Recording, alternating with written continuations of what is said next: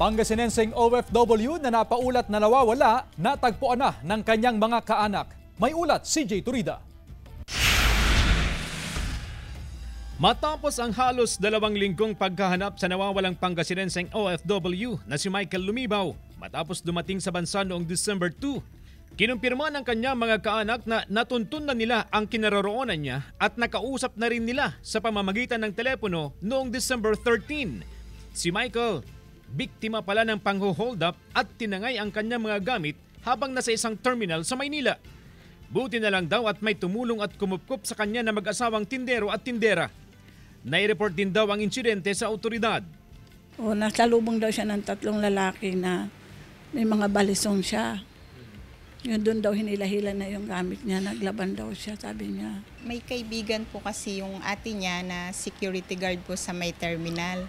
Tapos, nakita po nung security guard yung post ng ate niya tungkol dun sa nawawalang si Tito Michael po. Makikita sa mga larawang ito ang ilang gasgas sa katawan ni Michael at pamamaga ng ilang bahagi ng katawan matapos umanong magipagpambuno sa 3 suspect. Pinanood ko na lang, nakuha nila yung gamit ko. Wala akong magawa, sabi niya. Tapos nawala na daw siya ng malay. Nasa maayos na raw na kondisyon si Michael at ngayon nasa kamag-anak nila sa Laguna. Pero inaasahang uuwi rin sa Pangasinan sa mga susunod na araw. Ayun, masaya na kami kahit ganun siya. At least nakauwi siya, buhay siya. Kaya yung mga kumupkup sa kanya, maraming salamat. Kasama si Jing Dakanay, CJ Turida, One North, Central Luzon.